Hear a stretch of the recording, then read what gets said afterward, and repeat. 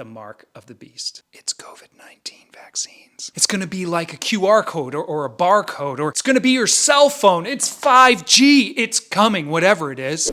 No, it's not.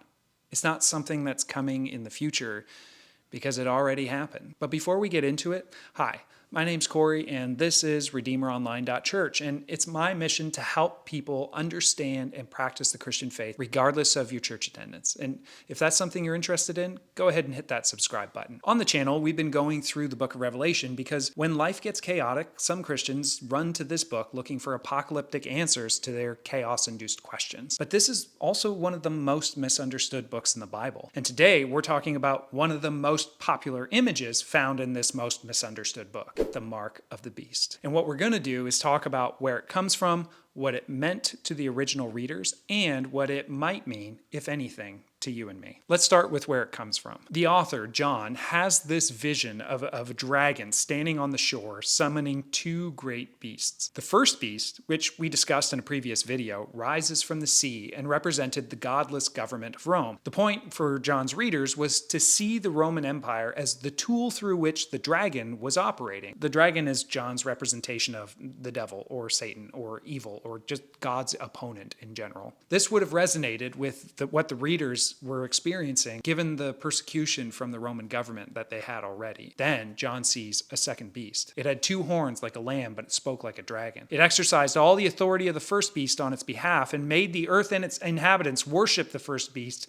whose fatal wound had been healed. And it performed great signs, even causing fire to come down from heaven to the earth in full view of people. Just a quick reminder, part of the reason that we identified the first beast of the sea with Rome, and more specifically Nero, is that John uses ancient royal imagery from his religious tradition to describe the beast, and then talks about one of its heads having been fatally wounded and then healed. And that was actually a popular narrative floating around during the time of this writing, that Emperor Nero wasn't actually dead, but that he had either died and been resurrected, or was nearly fatally wounded and then healed. Anyway, the second beast's job was to compel the whole world to worship the first beast, as in Emperor Nero, or more broadly, the Roman Empire and government. Because of the signs it was given power to perform on behalf of the first beast, it deceived the inhabitants of the earth. It ordered them to set up an image in honor of the beast who was wounded by the sword and yet lived. This is a really important clue as to who this second beast represents now. It's the imperial religious cult. You see, Rome wasn't just an empire. It was a full-on religion. The imperial cult saw the emperor as a god and worshipped him as one. They celebrated regular feasts in honor of that god, set up temples in every city, and, this is important, they imposed laws on the people about participating in those feasts and mandating everybody worship the emperor. The second beast was given power to give breath to the image of the first beast, so that the image could speak and cause all who refused to worship the image to be killed. It also forced all people, great and small, rich and poor, free and slave, to receive a mark on their right hands or on their foreheads, so that they could not buy or sell unless they had the mark, which is the name of the beast or the number of its name. This calls for wisdom. Let the person who has insight calculate the number of the beast, for it is the number of a man. That number is 666. So, the second beast is a representation of all those who imposed the imperial cult on the general population, including Christians. And it was those who would then prosecute and execute Christians if they refused to participate in the emperor worship. This wasn't a future event.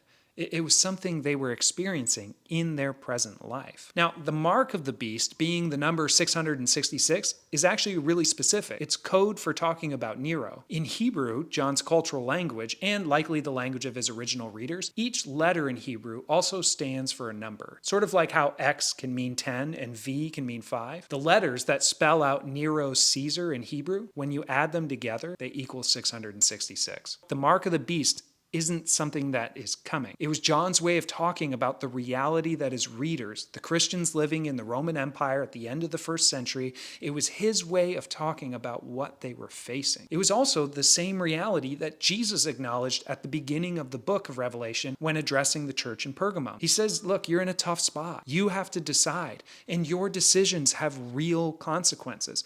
All the pressure in the world is on you to worship the empire, to worship Rome, to worship worship Nero, to celebrate the feasts and festivals, to participate in the rituals that dehumanize people, to celebrate genocide, which was the price for expanding the Roman rule, to pay honor and homage to leaders who crucified anybody who spoke out against them, and to refuse to participate in that religious cult, at best meant exclusion from societal life. If you don't participate, then you can't buy or trade or sell. You'll get kicked out of your guild, or you'll lose your network of business contacts. Your livelihood will dwindle down to nothing. But that was the best case scenario.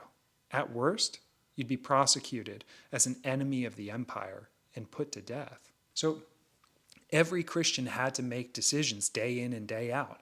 Follow the beast or risk your life and livelihood to follow the Lamb. And as New Testament scholar N.T. Wright points out, the decisions weren't always so clear-cut. I mean, do you use the coins that have the face of the emperor on them where he lists himself as the Son of God? Is it a compromise if you set up your shop outside the city during a cultic holiday and profit off of all the travelers who are flooding into your city and attending the local worship service to the emperor, even if you don't attend? Is it a compromise to buy a slab of meat from the marketplace that's just been offered as tribute to the gods or to the emperor? I mean, where do you draw the line in your own participation when the entire system's been designed by the dragon to enslave people in destructive ways?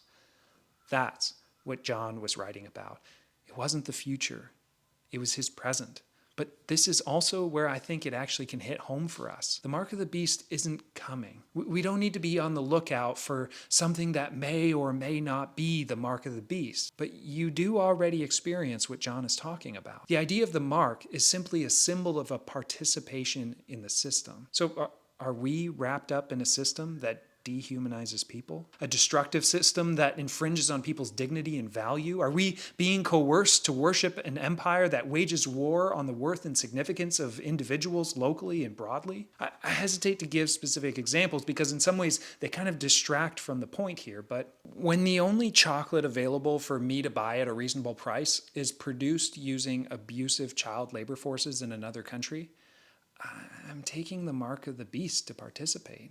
When my entire retirement portfolio is invested in companies who pay their employees as little as possible so that shareholders like me can earn as much as possible quarter after quarter, I feel like I'm taking the mark of the beast. When I participate in and benefit from a system that benefits the haves and disproportionately challenges the have-nots, I'm taking the mark of the beast.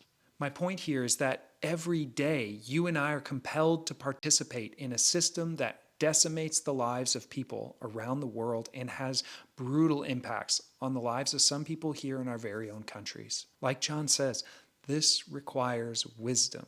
So I'm curious, what do you think? Do you see the compromises that we're all being compelled to make? Do you see echoes of the second beast today bidding us to worship a system in which we find ourselves, to participate in a way that still dehumanizes many others? Let me know what you think in the comments. If you're looking for personalized, customized help to talk about these things one-on-one, if you want to get more clarity and direction in your spiritual journey, throw a wave emoji in the comments and we can get connected. I'd love to sit down and chat. And if you don't want to miss out on anything else we've got going on here at Redeemer Online, tap that link to join the email list. And if you want to join us live, every Monday morning we take some time at the beginning of the week to pray and read and reflect and practice our faith together in real time. So check out the Monday morning live stream, 9 a.m. Central on Mondays. That's it for this one. Thanks for watching. Click subscribe if you like this video.